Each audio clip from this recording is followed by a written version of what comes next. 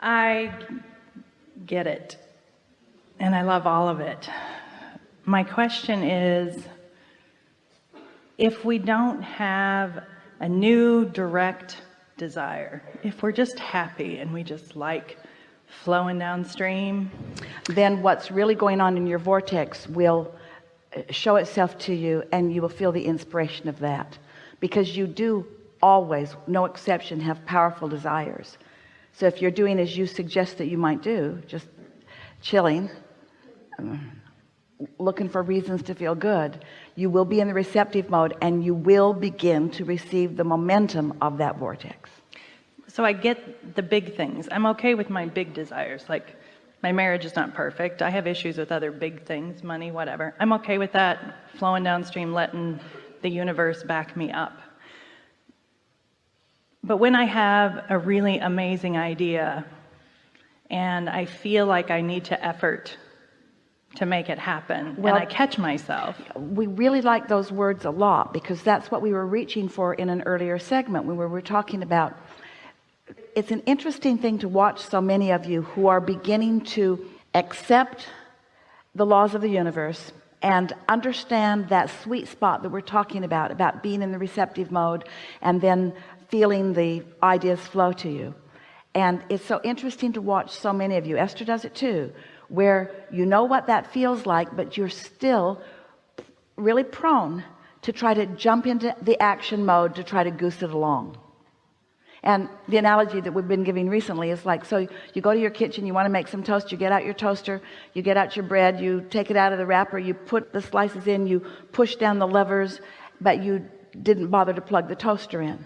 So you've gone through most of the motions that is accurate, but you didn't connect to the electricity first. And that's what happens so often. You jump into action when you're not clearly connected to the current. And so then the action does feel like effort. It'd be like trying to toast with no electricity. A lot of effort rubbing those rocks together.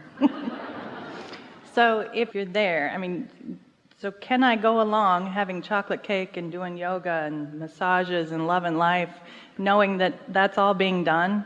Do I have to do anything? Well, because I really like the massage. I really like the chocolate cake. You see, what will happen is that if you are really in a place of non-resistance, now if you're getting a massage and feeling guilty about it, or eating chocolate cake and feeling guilty about it, then you're not really going with that flow that you're talking about. But the answer to a question, if the question is, if I am in the receptive mode and I'm feeling really good, is it necessary for me to take action to make things happen? The answer to that is no. It is not necessary for you to take action to make things happen, because universal forces are lining things up. However, you will be inspired to act, but it won't be the action that makes it happen. It's hard to hear because you're action oriented. If you could let your action be the way you enjoy the true fruits of your labor, rather than trying to make the action be the labor itself, things would go so much better for you. And so the key is to act when I feel inspired, not because I need to. And that was the game Esther was playing with herself the other day. She didn't want to act out of need. She didn't want to motivate herself. She wanted to be inspired. She wanted it to come from the vortex, but it took a little while. Well, and the action that I speak of is not even unpleasant. I mean, it's pleasant action. I love my ideas, and I love being able to help people. And then what are you talking about?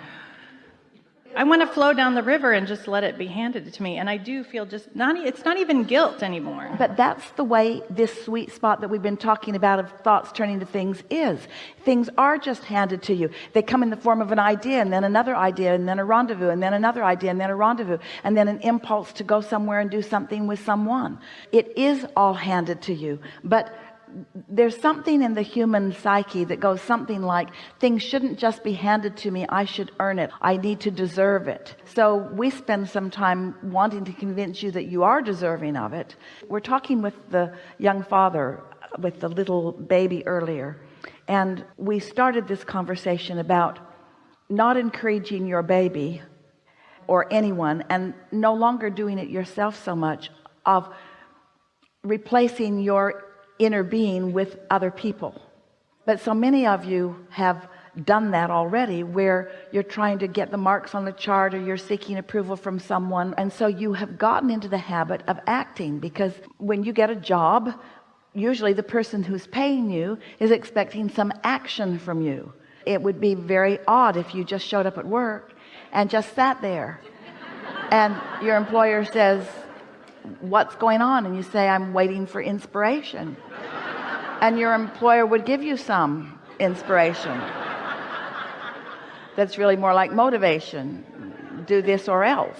And so it's a way you've sort of trained yourself. You've become far more reliant on action, and you're using action in a way that you never intended. Instead of getting into the receptive mode and following the flow of the energy, what most people do is they don't do that, and then they try to use action to compensate. And that's why the analogy of the toaster not being plugged in is such a good one. You're trying to get results out of a toaster that's not plugged in, and that's why so much of your action, it makes you feel tired, it makes you feel weary, it makes you feel unproductive, where when you're really tuned in, tapped in, turned on, then.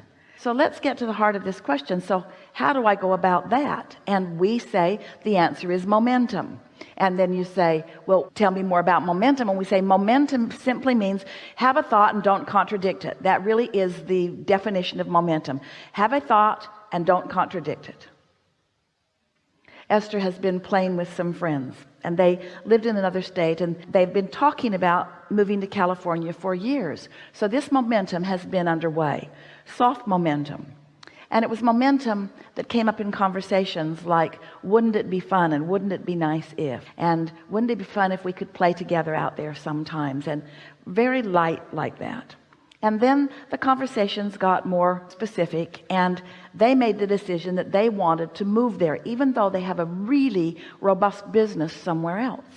They really began thinking about that, and they weren't thinking about how it was going to come, or when it was going to come, or where it was going to come from, or who was going to bring it about.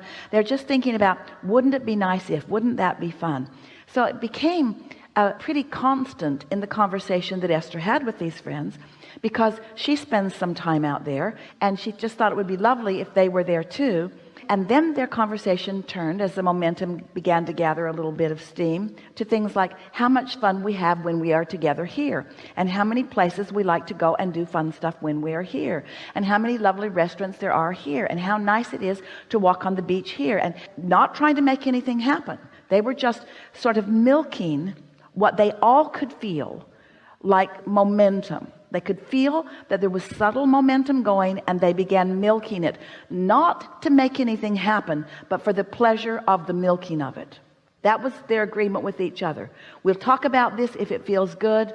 So every now and again, one of them would call the other of them when they felt inspired to do so, when there was a little momentum going.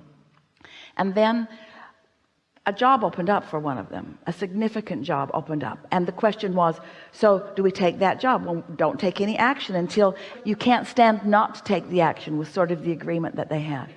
And so as this began unfolding, Esther said to them, because she happened to be there, and they made the move, he took the job, everything is unfolding, and Esther said to her friends, I'm going to be out there for about 2 weeks during such and such a time, and I have about 4 days that I could focus with you as you move into your new house. That was all that was said. And then momentum started flowing. They were hanging around together, and they'd get an impulse to go over there, or to go over there, or to go over there. And in 4 days, they found everything from top to bottom that was necessary for this house with such ease and flow, and really very little spending of money because of the way it was unfolding, that Esther has been saying to anyone who she can pin down to listen to her, those were 4 of the most fun days I've ever lived in my entire life. So now she's trying to figure out why. What was so fun about it? Why did it feel like that? And then as she listens to us, we go on and on about the vortex, and we talk about the sweet spot, and she realizes, hey, we were in the sweet spot. So what are the components of being in the sweet spot? What does Abraham mean by that sweet spot? Well, we weren't trying to make anything happen. and we're all in love with each other, and there was zero criticism about anything, there was zero worry about anything, and there was zero effort about anything. It was just, how much fun can we have together while we're doing this? Well, we know that you've had some of those experiences yourself, but until you've had them and you make the association between the words that we're saying here and the law that we are presenting to you with these words and the actual experience of what it feels like to you when you get into the flow, and here's why this works the way it does. Through life, you have put endless things into your vortex, which means your inner being who stands in your vortex, in this vibrational reality, knows where you stand in relationship to everything you want, knows where you are in relationship to everything you want, and here are the most important words, and knows the path of least resistance to call you to them. Now, those are really important words. Path of least resistance. Let's make it clear. Your path of least resistance. Let's make it clear. Your path that you have put resistance on your trail. Your inner being knows where all of your bugaboos are, where all of your hang-ups are, where all of those engines are likely to be. Your inner being knows where everything that is potentially in your way is in terms of the thoughts that you think. And your inner being is calling you over and around and under and through all of that resistance. So if you are following your joy as you want to do but are really a little reluctant about, if you're following your bliss, if we are really doing a sales job and you are hearing it, that if you could get into that place where you're not acting out of need but acting out of want, not acting because somebody else wants you to, but acting because you want to, really following the inspiration, while it will be slow going in the beginning, because frankly most of you have been motivating yourself by what will go wrong if you don't act for so long that it's going to take a little bit of adjustment for you to do things because you want to do them. But we promise you it is really worth turning that corner and understanding that, because of all of the power that's in your vortex and all of the knowledge that your inner being holds, and because of all of the rendezvous and what you want to call coincidences that will line up for you and give you not only the results that you're looking for, but the ride that you want along the way.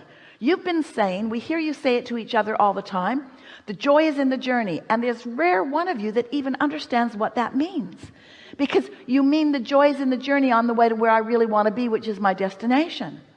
That's what you mean when you say the joy is in the journey. The joy is in the journey on my way to where I really want to be. And if where you really want to be is taking a higher priority within you than the journey that you want to be on, then it's out of balance still, you see. So we are really encouraging you to find a handful of things that you really like to do and just do them as much as you can, so that you will put yourself in a place of feeling some of the blessedness that you really deserve to feel. But even as we ask you to act like that, take this action of pleasure, we realize that we're contradicting our own message a little bit, because we really don't want you to act. We want you to find thoughts that get so big that you can't refuse them anymore. We want the thought to be so big that you can't refuse the inspiration of it anymore. But in order to do that, you got to start in this place where you stop contradicting the thought. You've got to let your thoughts become powerful. You've got to let a thought of your desire get enough momentum that it calls you. It's already called your inner being, and it's already called all of the other cooperative components. You're the last one who's holding out.